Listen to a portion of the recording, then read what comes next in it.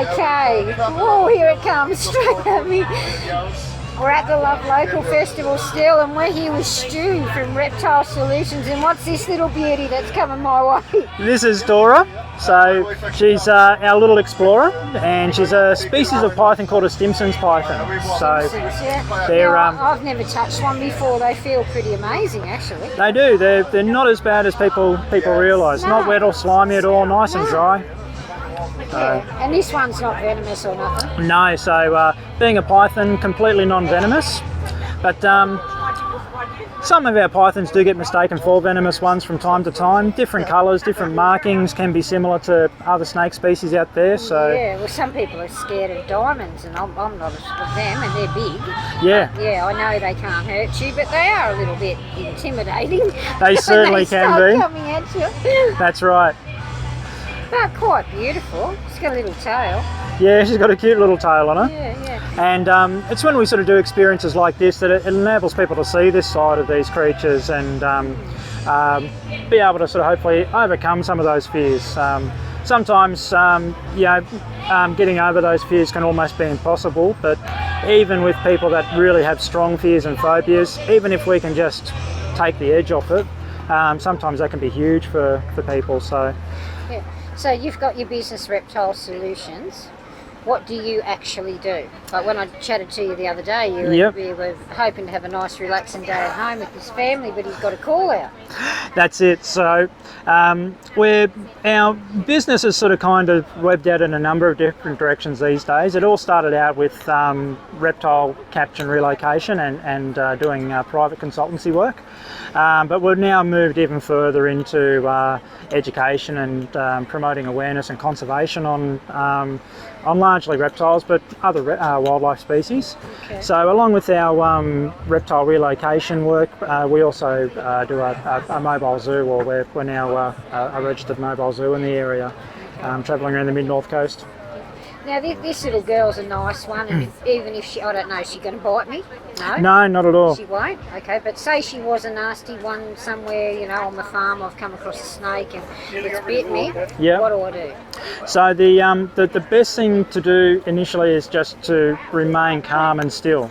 So we don't want to be moving around much at all. And the recommended first aid treatment for snake bite today, or since the 1980s, is pressure immobilisation. Is that this one? So no. There we go. So using a pressure immobilisation bandage, and these are in most first aid kits these days. However, we do have pressure immobilisation bandages that are specifically designed for snake bite now. So these ones are a lot bigger. Yep. Most of your regular bandages in your first aid box, they'll normally only stretch to about maybe 3 or 4 metres, and that won't even bandage half a leg. Whereas the snake bite specific ones, these guys stretch to about 10.5 metres. So what do you do? Say I got bit on my arm. Yeah. Got bit there, what do I do? So there's a couple of ways that we practice it. Some people will bandage from the top down, others will bandage from the tip up. I find that if you're by yourself, it's easier to go from the tips of the fingers because you can get that first wrap around. But you've got to do your whole arm? You've got to go the whole way. So see, now I would have only just, you see it in the movies, they cut it, they suck the venom out. That's it. We're going to do Very that? big no here in Australia, no way. Okay. So there's a lot of bad things that can come about. You see that in the movies, they get the knife out and cut That's their it. arm and then suck the venom out. So all a big no-no. Viewers. Other thing you also see is in the movies, the old action hero, he gets bitten by the snake. For some reason, he's got his syringe of AntiVenom, he stabs himself in the leg and gives himself the AntiVenom, and then he's all right and off to go. And sadly, realistically, it doesn't happen that way. If we get bitten by a snake in Australia and we need AntiVenom, we're not going anywhere in a hurry. You're pretty much going to have to stay in hospital for 12 to 24 hours. Oh, so really? Okay. Not too bad. They've usually got pretty good TV programs on the telly there, and the food's improved a lot over the years, so it's just a little mini holiday.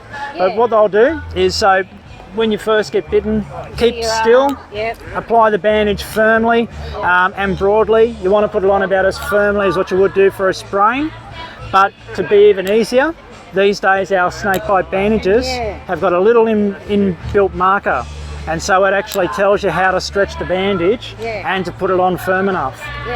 So once was telling me that in our first aid kit, they're in there apparently. So it's a fantastic little bit of kit.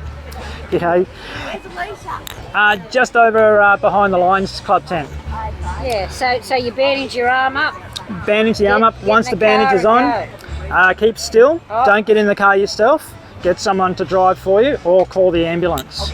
So one of the big mistakes people do make is they put the bandage on and then they go to walk to the car, get in the car, go for a drive, or they might walk back up home to phone someone. Yeah. And it's very important that even with the snake bite bandage, you have to remain absolutely still.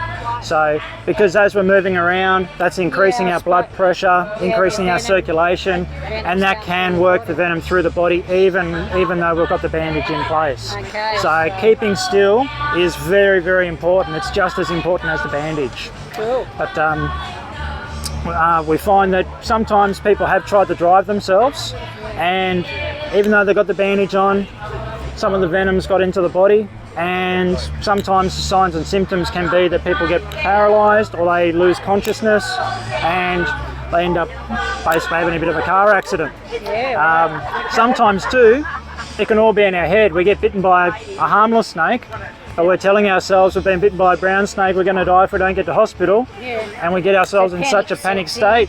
Yeah, we end up passing out. So we've actually had people that have gone to hospital and they literally look like they've been bitten by a snake. They're really sick and unwell. We identify the snake, and it's been one of these guys, someone's escaped pet. The mind's a powerful thing. And it's all in their head. And as soon as we tell them that's a non-venomous snake you've been bitten by, they're like, oh, I feel better now. Yeah. And the head can be our worst enemy sometimes. Yeah. But so basically, if you see a snake in the garden, just leave it alone. Pretty much. And snake bite, it's a preventable illness. So that's a big premium one. So we've got those for sale here at the moment. They're basically your top of your line kit. It's got everything. It's got the bandages, it's got splints, it's also got ice packs and heat packs. So it's not only treating snakes, but funnel web spider bite, redback spider, blue-ringed octopus, cone shells, pretty much all those biters and stingers out there. So that one's a really sort of good all-round one.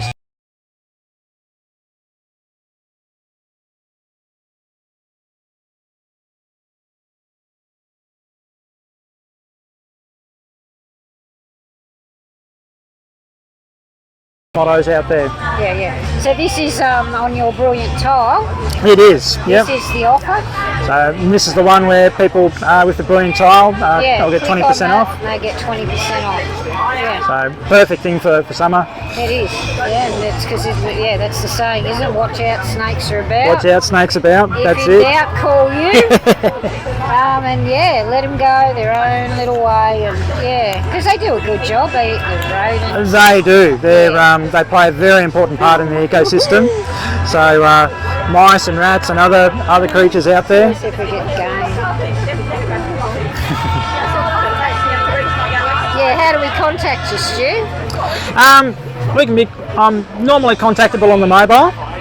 So 0450 430 480. Can also contact us on Facebook. We often get messages through the social media platforms and online, reptilesolutions.com.au. If it is snake-wise in the backyard, always best to call us directly or send us a text message directly.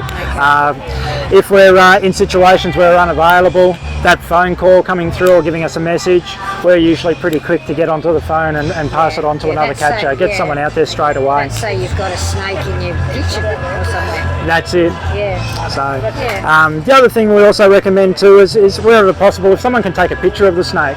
Because we often find that misidentification is very, very common. Some people think that they might have a brown snake, but it ends up being a tree snake or something not as bad.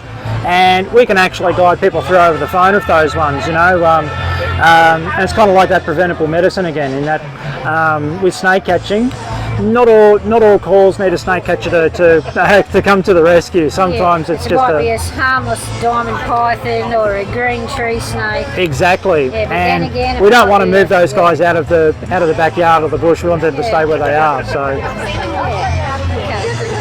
Anything else you want to say? I think we covered all bases, I think. It's cut. Got you a little bit better with the snake. I think so, yeah.